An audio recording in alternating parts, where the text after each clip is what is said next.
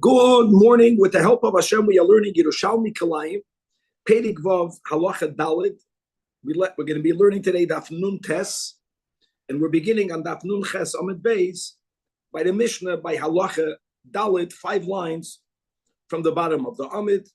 In the beginning of the 4th chapter, we learned the law of Korachas Hakerem, the clearing in a vineyard, in which Beis Hillel says that you have to have at least 16 amas of a clearing for you to be allowed to plant in middle of it foreign seed. Beis Shammai says the shir noch is 24 amas, and we're going to move the concept of Korachas Hakerem to the Aris.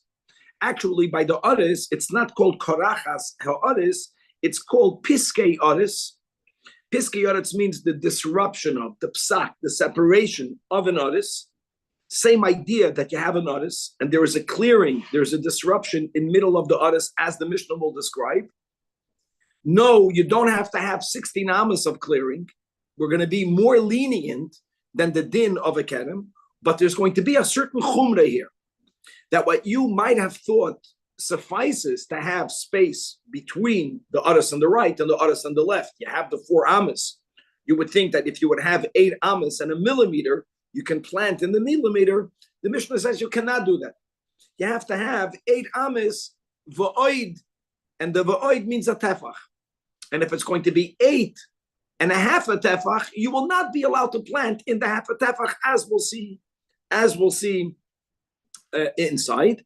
The Mishnah will also discuss something that we already brought into the Gemara previously, and that is, how are we to view an Aris whose 5 vines, the minimum, right, are not trained on a straight wall, but you're going to have, let's say, 2 walls touching each other at a right angle, and you'll have 3 vines trained on one wall, the 2 on the other wall. Is that considered an Aris or not? That will be the other topic that we will have in the Mishnah. And finally, we're going to go back in this Mishnah to the rule that we learned before, which is the law of the pergola, which is that aside of the fact that you're not allowed to plant foreign seed under a grapevine, if you are training it on a pergola, even though the grapevine did not yet reach a certain part of the pergola, we say all of it or a big part of it becomes subordinate to the grapevine, and midrabanan, you may not plant foreign seed under any part of the pergola. We will see more about that rule. And ve'ikr, that the intent of the owner will play a major role.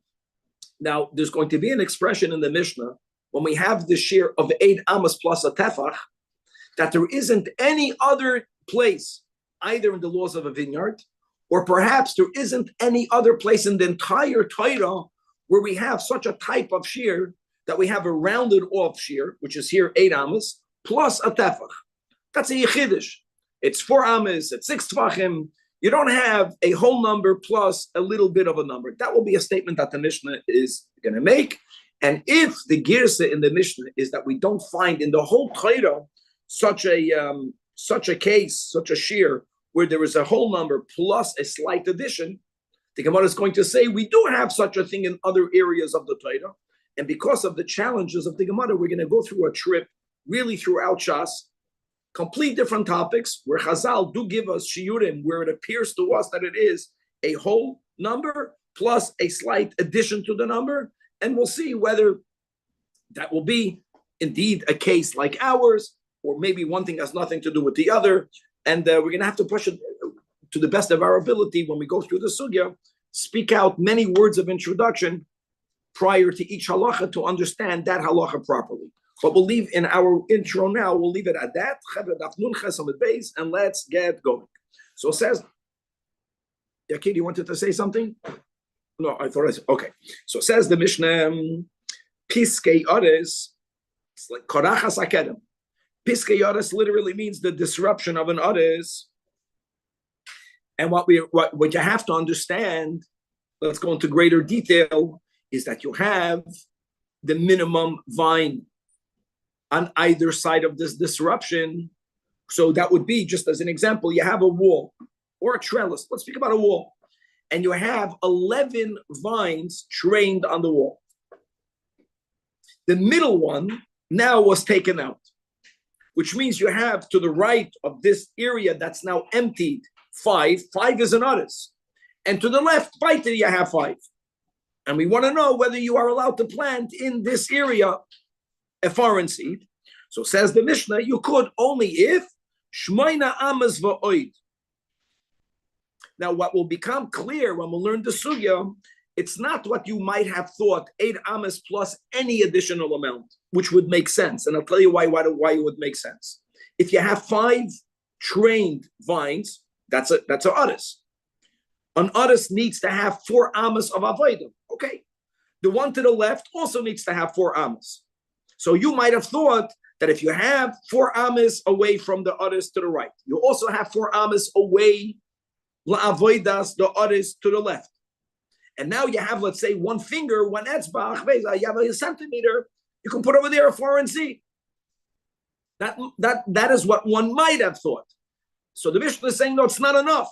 You have to have 8 amas va'oid, means a tefach, for you to be allowed to plant in that tefach a foreign seed. If you have 8 amas and a half a tefach, then you cannot plant anything, even though you will have, if you would have planted in the middle of it, more than the 4 amas to the right and 4 amas to the left.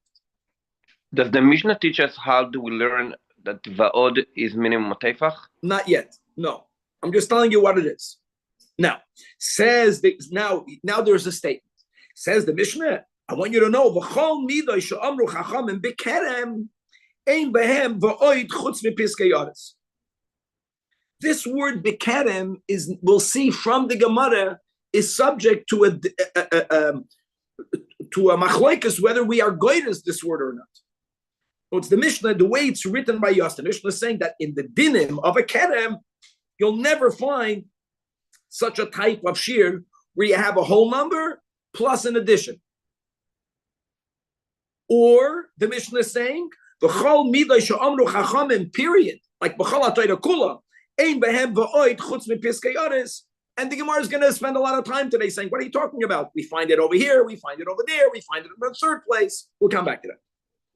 Now, Eilan Piskei Yoris, if someone can put up a picture, we explained it. Otis Shecharav Mei and So'oi, an otis that was destroyed in the middle. In the middle means, because unlike the vineyard that we learned before in the previous parakim, you have to have 2 rows, or Kerem Gadol is 3 rows. Otis can be even 1 row. So we're speaking about 1 row. And in middle, you have a piska, you have a gap. But we want for the gap to be in between a halachic otis. An otis is at least 5 vines.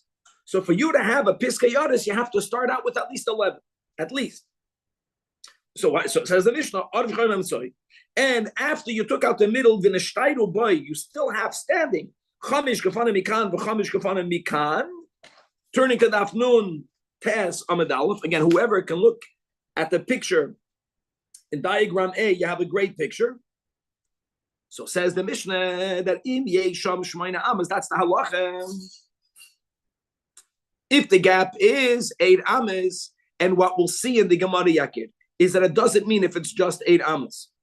It means even if it's 8 amas plus a little bit, but the little is not a tefach. The little is not a tefach. And there's a chiddush. You would have thought, I get it. You need to have 4 amas from the vines to the right and 4 amas to the vines of the left. If I have that, and now I have a finger, 2 fingers, 3 fingers, I should be allowed to plant there a seed. Can't do that. Well, Yavizad al-Lasham. Only if Shmoina Amas ve'oid will mean dafke a tefach, then not only do you have 4 amas separating yourself ma'avoidas ha'aris to the right and 4 amas to the left, and now that you have a tefach, and now you can fill up the whole tefach. Now you can fill up the whole tefach. Okay. So there's a kula and a chumrah. The kula is you don't need to have the 16 amas of korachas hakerem. You don't need that. The chumrah is you can't follow the rules that we had until now. You need this tefach. You need this va'oid. So this Rabbi, this va'oid has to be in the middle, or can it be next to the other orises? Meaning they have to have 4 and 4 and a tefach in the middle, or can it be 4, 4, and then a tefach? So in other words, Vlad, what we're doing over here is that we cannot undo all the rules we had until now. That we are not allowed to plant within 4 amas of an artist, that's a given. So I don't care where you put the tefach. In other words, we're making imaginary lines. What I need is, I need to have 4 amas away from either side. The tefach has to be in the middle. Where can you plant in the middle? The conclusion is it has to be in the middle. Yeah, of course. Okay, now we're going to go back, like we mentioned. How do you define an artist? We set 5 vines. What happens if the walls over which they are trained are not? We'll see. We're going to go. Whoever has pictures over here, take a look in diagram C. So if you have a artist and the planter began from the corner, he began in the corner, and he went out to the right, and he went out to the left. By the right, he put 2. On the left, in the picture that we have, he put 3. Okay. You have a total of 5, but the column means he did not go throughout the whole wall. It did not cover the entire wall. In the middle of the wall, both to the right and to the left, you stop planting vines. So first of all, the Tanna Kama holds, that's the premise, that the 5 vines, since they're not trained over, let's say, a single straight wall, it's not an artist. Since it doesn't have a din of an artist, you only have to have the avoida of a gefen yechidi, which is 6 tefachim. And that's what the Mishnah is saying. So if you have the space. Avidasai means not of a artist, of a gefen yechidi, 6 tefachim, and you'll be allowed v'zerei asamoisim. However, Rabbi Yossi, Omer, I want you to know, guys, Rabbi Yossi agrees with the Tanna Kama that even though you have 5 vines, but since they're not trained over a single straight wall, they do not become a halachic artist. But he says, hold on, there's another din. Im ein sham arba amas. If you don't have 4 amas from the end, from the left side of the 3rd vine on the left wall, or from the right side of the vine on the right wall, to the other wall, if you don't have 4 amas, lo yavi zed alisham, the remaining part of the wall becomes subordinate to the vine, and you can't plant anything there. If you have 4 amas, then all you need is to have the 6 tefachim. Mamish, like, for example, Rabbi Yechanan the Nuri was telling us regarding the artist. According to Rabbi Yechanan the Nuri, 1 row of 5 vines, even if they're trained, Lebeis Hillel is also not going to make you an artist. But you have to have, remember, the 4 amas between the vines and the wall. Here it's between the end of the vines and the end of that wall. That's what Rabbi Yossi is saying over here. And now we're going back, the 3rd topic of the Mishnah, of this idea that you're not allowed to plant vines under a foreign seed, under a vine. And if you have it trained over a pergola, we learned that a large part of the pergola, even though the vines did not yet reach there, becomes subordinate, and you may not plant it nevertheless. Says the Mishnah, let's now apply this in more scenarios. If you have reeds that extend from the trellis, which means we're speaking about the pergola itself, before you put grapevines. So instead of you having just what you would imagine to be a pergola, you have certain reeds that are extending, let's say, on what you might call the roof. It goes beyond the vertical konim. By the way, it happens to be very common. The pergola that we have over here in the school has the same thing. So you have that, the vertical beams, but the top crossbars, they extend, they go further. Now we want to know whether I can plant under that extension of the reeds, of the beams, may I plant foreign seed? And it's within the 6 amas. Remember, we learned it before. It's not forever, but lengthwise, widthwise, it's within the shiurim that we learned about the din of the pergola, but it's extending beyond the structure. So like this, even though we're going to read, even though chas aleim lefaskan, even though the person did not trim those reeds that protrude from the frame, why did he not cut it off? Because he's afraid. Guys, listen to these words, that if he would cut those reeds, he might devalue his wood, or better. Sometimes a person is afraid if the whole pergola is very flimsy, that if he's going to start trimming the reeds, the whole lattice might break. Which he didn't cut it because he was he had the chasalem lefaskan. He didn't want to devalue it. That's the reason why he didn't cut it. Not because he wanted the grapevine to travel on that reed. He didn't care for that. Just didn't want to devalue it. So then, keneged and mutar, that underneath that protrusion, you will be allowed to plant. Because you did not intend for the grapevine to be trained over that protruding part of the frame. No, it's your intent. Now, will the grapevine go there? Yes, it will. But that was not your intention. However, if but if the reason why you have these reeds that are on, so to say, the roof, that are horizontal, they're protruding from the frame, but you put them over there, dafka, because you want for the grapevine to go over that as well. That was your intent for the whole structure.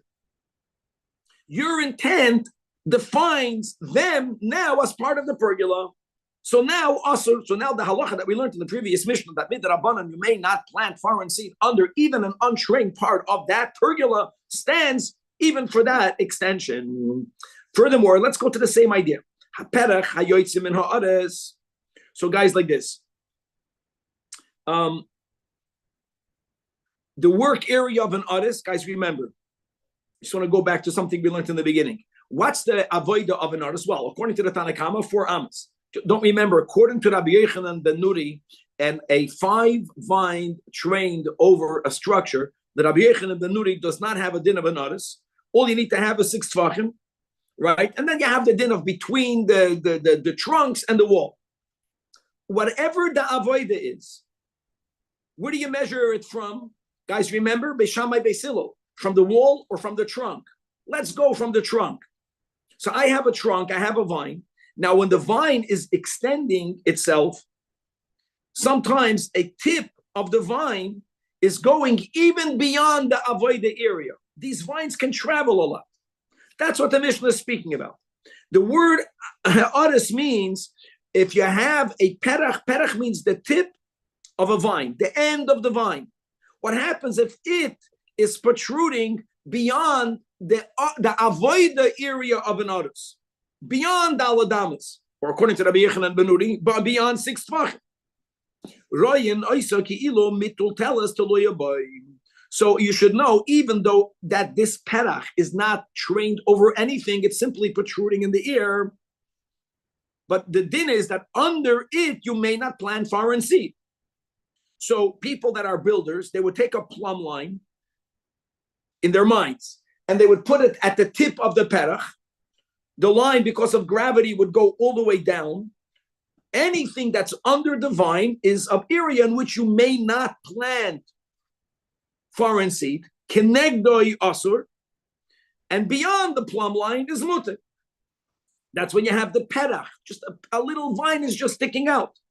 Or v'chein bidalis. Bidalis would mean you have a shoot that's protruding beyond the 6 tfachim work area. We're speaking about a vine that's trained on an elevated pole. In other words, it goes up on a pole, and then the tip of it gives a krichs out, extends out. Same idea. Make this imaginary plumb line that what? Underneath that vine, you may not plant. Beyond that, you could plant. Even though the tip is beyond the avoida area. If you have a vine and you are stretching it from one tree to the other, that means you trained it on one tree, then you extended it. You extended it from one tree to the other. Here again, what is directly underneath the vine branch is asur. However, what is not directly underneath it, don't forget, we're not erasing the other rules. What's not directly underneath it, if it's not within the avoida area, then it's going to be mutar. Daf nun tes amid beis. Now, Another case where your intent will have a huge effect for the Hilchas Kalayim.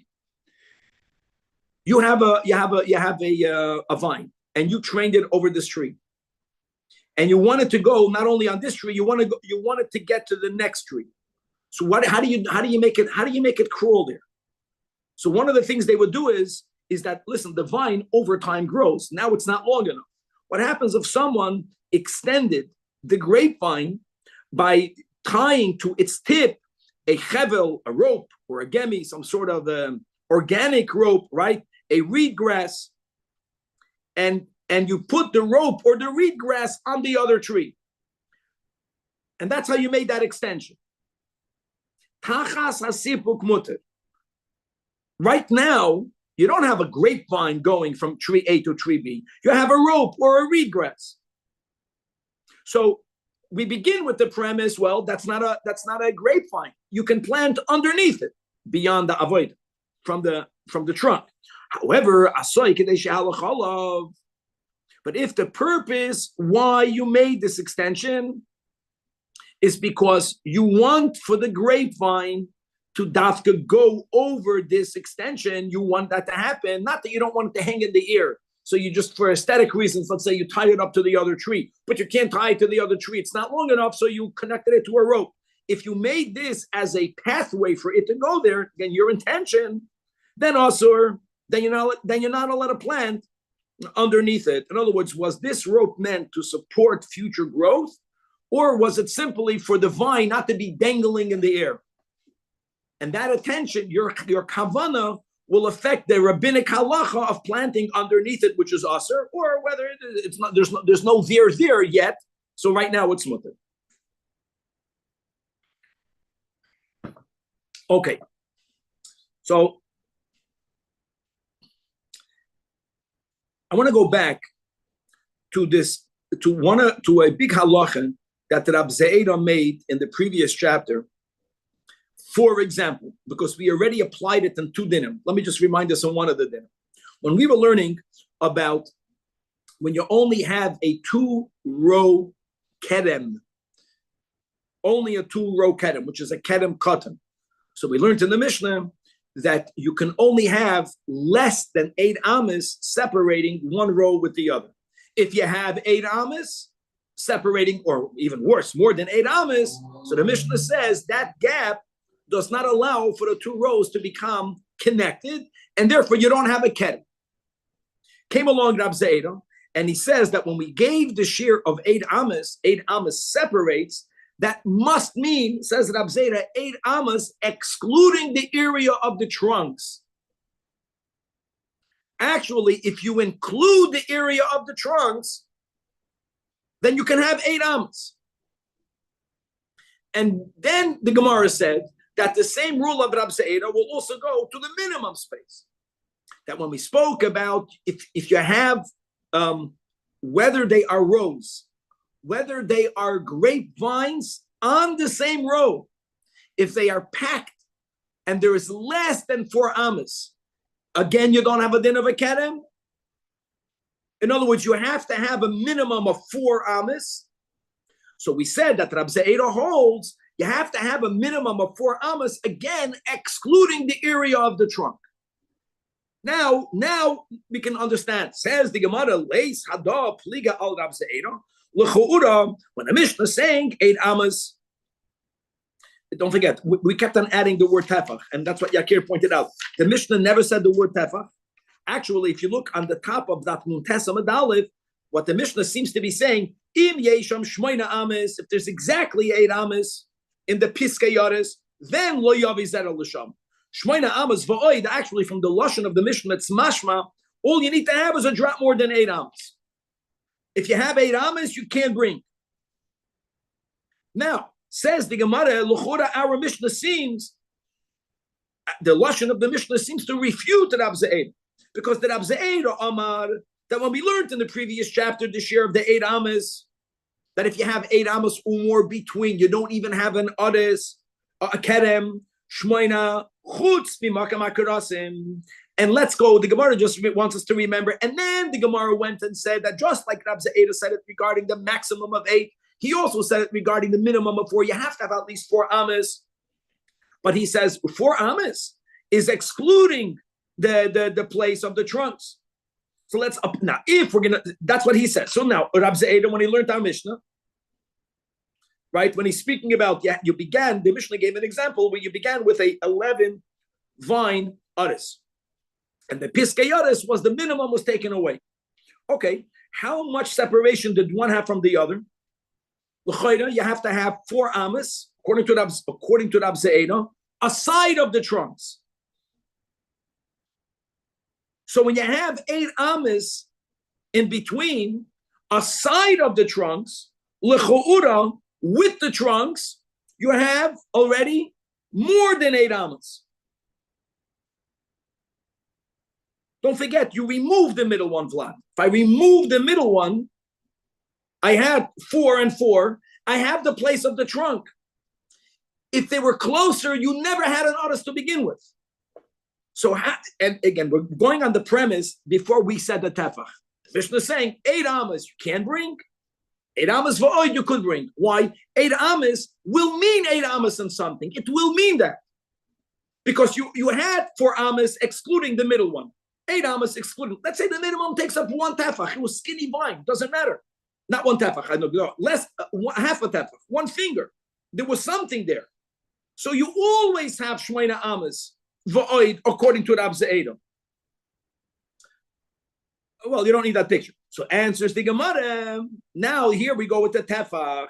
Pasar la shmeina amas v'chol shehu. Even though the words on Daf Nun Tes Amud Aleph is im yesham shmeina amas lo yavei zera l'sham, what the Mishnah really means to say that even if you have 8 amas and a little, which you'll have because we accept Rab Ze'eda, you still cannot bring a zera.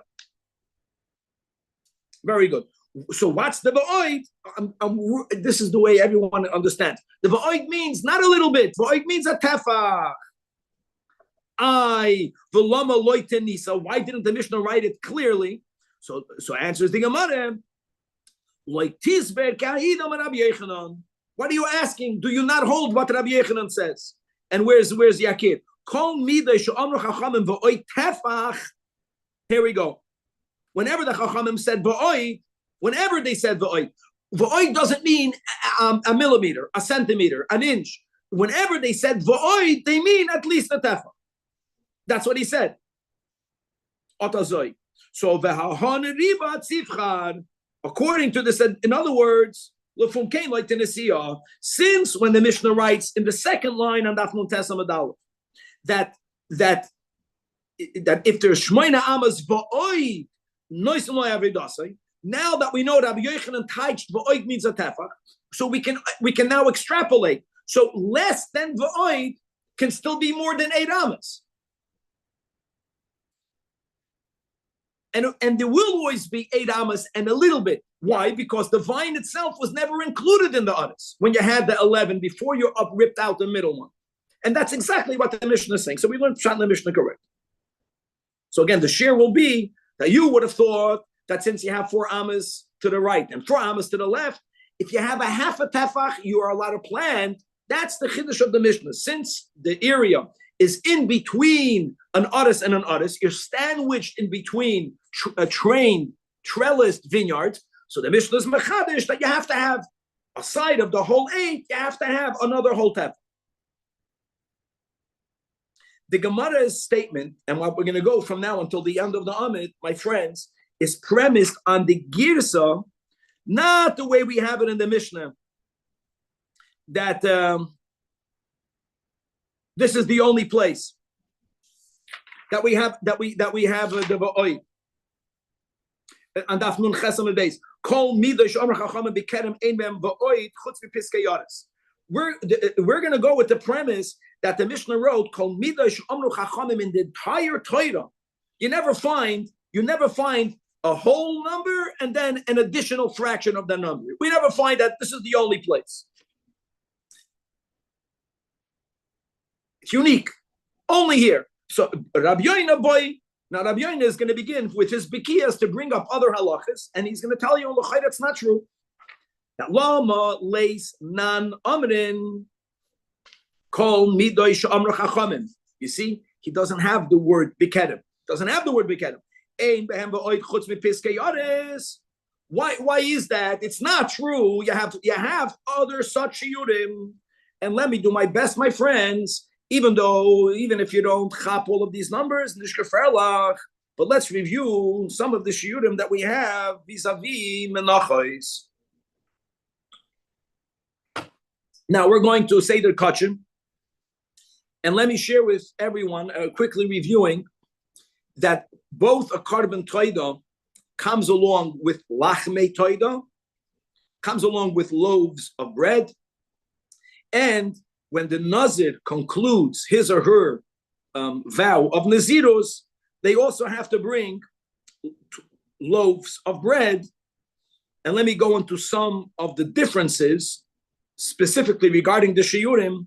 A toida, someone who is dafka is giving thanks for one of the four arba'a tzrichim lahaydais, they bring with their carbon, they bring 40 loaves of bread. Those 40 vlad are divided into 4 types. Each type is 10 breads. Another division. 30 of the 40 have to follow the rule, which is the big rule in the Beis Hamikdash, with only 2 exceptions. It may not become chametz. And 10 of the 40 dafka have to be chametz. And here you have one of the only 2 exceptions where there was chametz in the Beis Hamikdash throughout the year. But let me not focus that much on the groups of 10 totaling 40, but let's begin with the flour. The total amount of flour, guys, halka, the total amount of flour that is going to be used to make the 40 loaves of bread are 2 ephahs. Happens to be that the 2 ephahs are not divided precise in 40 or in 4, using a fourth, right? Or a half an ephah for each group. It doesn't work that way. 1 ephah is used for the 30, and the other ephah is used for the 10 of chametz. Now, what are 2 ephahs? Let's just get familiarized with the shiurim. 1 ephah, 2 ephah are 20 isarains. Let me say it like this, guys. 1 isarain is 1/10 of an ephah, which is also equivalent to 6 sa'ah, which is also equivalent to 36 kav. In other words, 1 sa'ah is 6 kav. So if 2 ephahs are 6 sa'ah, 6 times 6 plus the 36. So you're beginning, let's say, with 36 kavim. Let's go to that share of flour. Half of that flour, 1 ephah. How much is half of 36? 18. You're taking 18 kavim of flour and you're making from it 30 loaves of bread, non-chametz, and the other 18 kavim will be made into the final 10 that are chametz. Now let's go now to the loaves of bread that the nazir brings.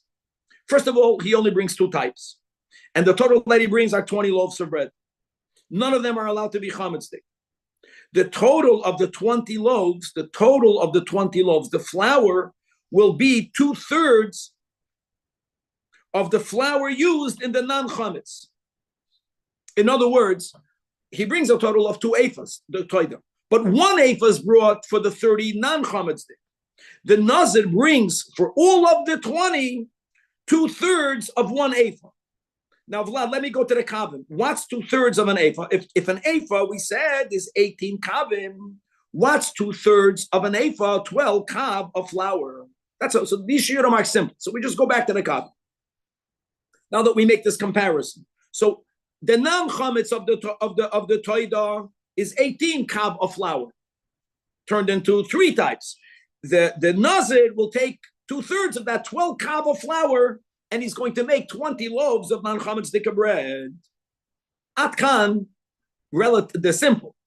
Now we have to add another layer, that everything that we mentioned until now was what are called midois midbariyos. That means when we were in the desert, under the leadership of Moshe Rabbeinu, when the Torah was given, and Hashem gave us these shiurim, then correct, the 2 ephah became, we said 36 kavim, or 1 ephah is 18 kav. What happened was that at some point after we settled in the Holy Land, the measures themselves were enlarged. The measure itself. And we also learned to dinim that whenever there is such an inflation, the max that you can enlarge it is what's called in halacha a shtus milabad, or 20% of the original amount. It's called 6. What does it mean the measure itself was enlarged? 18 ephah is 18 ephah. Kav, I'm sorry. No. In other words, that 36 kavim gave you the 2 ephah. That is when the size of the kav was as it was in the midbar. When at some point they made the shiur bigger, the larger shiurim are called midois Yerushalmiyos. So when you buy a kav, you're getting more. Okay. So let me use these words. I just want to make it simple for the 6. If you are beginning with 6 saw, the total 2 ephah was 6 saw. What happens when you made that inflation more? 5 saw of Yerushalmiyos will give you the same amount. Once the measuring cup becomes bigger, you're calling it a saw. But what God wanted, you're getting, but you don't need 6, you only need 5. So just be aware of it. Now we can learn insight. Now that you have these details. So, but we learned the Mishnah in Masechta Menachos that Aseres Kabin Yerushalmiim 10 kav. Now, why did I say 10 kav? I said 10 kav because we mentioned before that in the midbariyos you needed 12 kav. 12 kav is 2/3 of an ephah. But now that they made this inflation, so the Mishnah says that Aseres Kabin Yerushalmiim will be enough. But now we say, what is that? 6 esroinim va'oidian. Here we go. That's the problem. 2/3. All right, let me say it like this. How much is the 12 kav? If you put it in isaroins, it's going to be 6 and 2/3 of isaroins. It's going to be 6 and 2/3 of isaroin. That's the biblical. The 10 kav in Yerushalmian, it used to be that you have to give 12 kav midbariyos. We're speaking about for the nazir. But now that we have the inflation, you have to know how to cheshbon the shtus milabad. So 12 becomes 10. I said 6 becomes 5. But if you translate the 10 kav in Yerushalmiim, what will it give you? It's going to give you 6 and 2/3 isarins. What's the point of the Gemara? First of all, the math works. The point is that you're seeing that we have a shear that's not a whole number. It's a whole number plus an addition of the number. 6 isarins plus 2/3 of an isarin. So according to Rabbi Yoina's Girse in the Mishnah is telling you like a chiddush. This is the only place in Kol HaTorah Kula that you have a shear. What's his words? Call me the Shemar Chachamim. Ein ben v'oid. You have v'oid. You have v'oid. Shisha esroinim v'oidian. And that's the words of the Mishnah. Shouldn't it be 12 esroinim v'oidian? 10 was a because I mentioned if you have to have 18 kavim, and the rule is that the nazir brings 2/3 of an ephah. So easy because 2/3 of 18 is 12. Yeah. So in other words, if you're using the smaller measurements, 12. When you have to factor in that they enlarged it by a shtus milabar, in other words, it's easy. It's 10 kavim. But now we're going, that's why I mentioned before, to know also how many isarins. In the Torah, one isarin is 1/10 of an ephah. You're going to see it fits. The 10 kav Yerushalmian are 6 and 2/3 isarins, biblical isarins. It doesn't matter, guys. It doesn't matter. First of all, it's a mamish. The point is that the Chazal used the lashon where they're giving you a shear, and it's a whole number and an additional number. So the Gemara says that's not correct. Why? Because Taman over there, menachos lemidos, we're speaking about a measure of volume. Here we're speaking about a measure of length. The kan la'amois. So it's even according to Rabbi Yona's Girsa, it's correct to say that in the entire Torah, when it comes to a shear connected to Amos, when it comes to a measure of length, this is the only time that you're going to have a whole number, happens to be 8 Amos, and the Va'oid, like Rabbi Yochanan Bechlal gave a rule when it comes to measures of length, that whenever the sages said the word Va'oid, Yakir, Va'oid doesn't mean what you think, what I would have thought a little bit, but doesn't mean a little bit more, it means that. Next case, Sitz Gaval. Now let me share the following. When it comes to not much less numbers, but it's good to chazir. Whenever there's a mixture of two types, we're the most familiar with, God forbid, some trade got mixed into kosher, or in the kitchen, some meat got mixed into milk, some milk got mixed into meat, right? So we have dinim of bittul. There's a bittul beroiv. Then you have at times where there's a tam for which you have to have a bittul b'shishim. And then you have a din, a chumrah, that when it comes to truma, it has to be batal b'meya. Now we take a paskin that truma only becomes nullified if there's 100 against it. 100 against it would mean that you have to have 100 chulin, not 99 chulin. 100 chulin, into which you have 100 apples. Let's presume they all have the same size, into which one apple of truma fell. Since you have the ratio of 100 against 1, then it's batal and it's not meduma. Let's leave it at that. We always say that because that's the halacha, but really you have two other tanoim that have a little bit of a difference of a shear. The first one will be the sheet of Rabbi or Yeshua that we're not even quoting. We have to know. Rabbi Yeshua holds that the bittul of truma is in 99 plus a bit. Not that Rabbi Yeshua is so lenient that he says the ratio is 99 to 1. No. But if there's 91 and a bissel of chulin, into which falls truma, you also affect a bottle. What's the lashon? 99 v'ktzat? You'll see in a moment. We'll see in a moment. Now, 1 second. That would also, I think it's va'oid. Even though the va'oid, don't forget va'oid, when Rabbi Yochanan said va'oid means a tefach, that's when it's a measure of length. Here when it's speaking about volume again. I just want to say one thing for that. It means according to Rabbi Yeshua, for there to be bittul, what will be the total? 100 and a little. 100 and a little. That's Rabbi Yeshua. Now we learned a Mishnah in Trumais v'hataninon that comes the Tane, Rabbi Yossi ben Meshulam,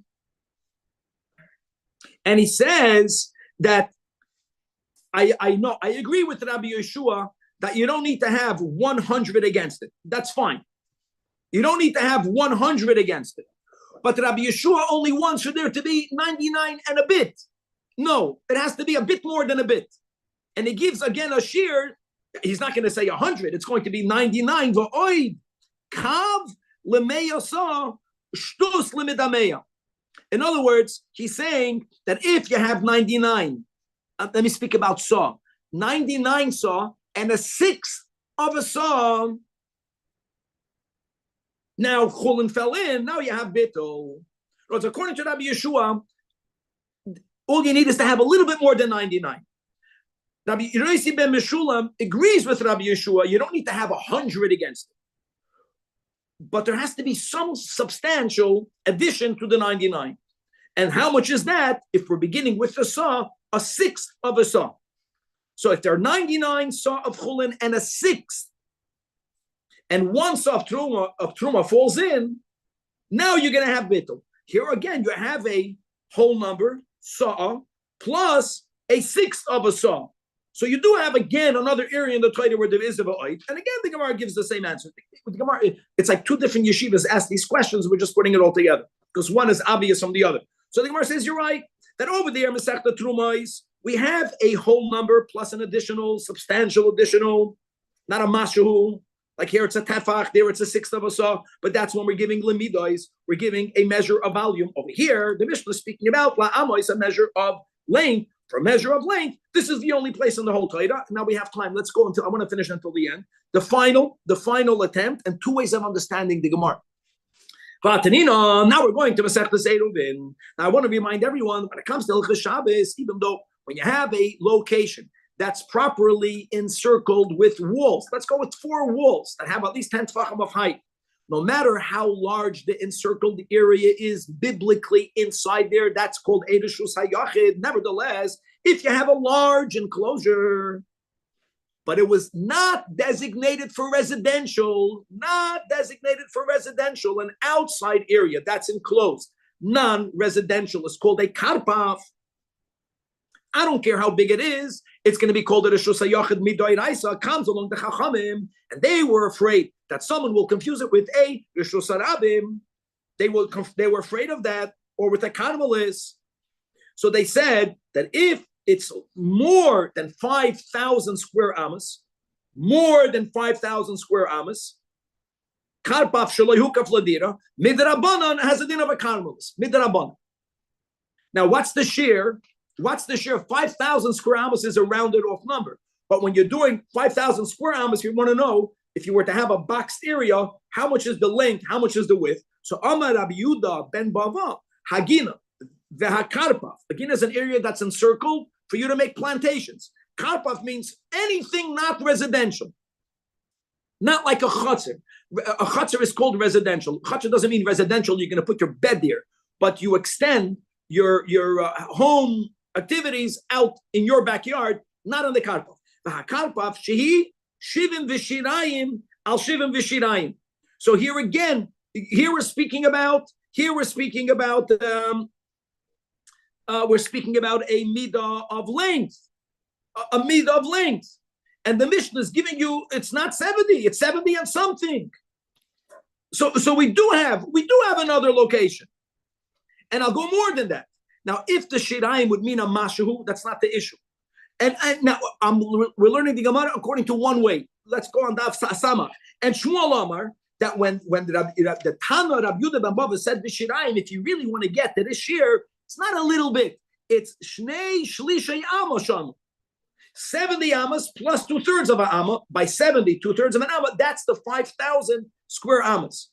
So this, we're going to learn the Gemara. This is the kasha of Rabbi Yoina. And this kasha now is good.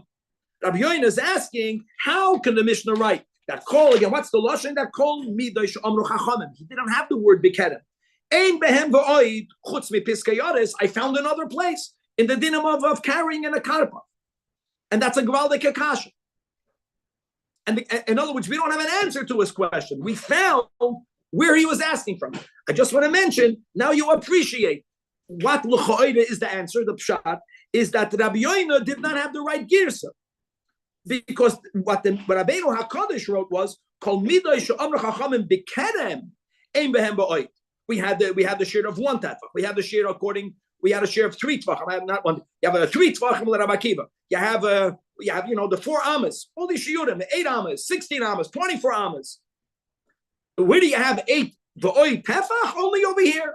And Chanami, and B'chol HaTorah Kula, you found a place in Eidovin, and now you can even go better. Maybe the Mishnah is not differentiating between a shear of length and a shear of a measure, and a shear of volume. And Chanami, he meant B'chlal, and B'chol HaTorah Kula, you have the V'oid, whether it is in Menachos, whether you have it in Trumais and Dinei Bittul, and whether you have it over there in Hilchos Eidovin. Gavaldik. Do we continue?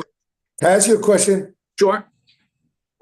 I don't see this as a real upschlag here, this case of the Erevin, because it's not really 70 and a bit by 70 a bit. It's really 50 by 100, right? It's just that we need to get this 5,000, and they're trying to get into an even number, so that's why they said it was 70 and a bit by 70 and a bit. But like, to me, that's not really a good example, because if you took 50 by 100, then it would be exact. Then you don't have any extra bit. That's just the way I look at it. Okay, Danny, but the fact, let's go to the words. Kol hamiday sha'amru chachamim. The chachamim in the Mishnah gave you a shear, even though they were just making it into a box, but they spoke about a va'oid. But it's not an essential va'oid to the measurement of that halacha. Like in our case, it is. You have 8, plus you need that extra tefach. And if you don't have that extra tefach, then the whole Danny, I think I agree with what you're saying, and I would even argue that you're saying something correct, and maybe some of the Noisei Kalim say it. that might be the answer, even with the gears of Rabbi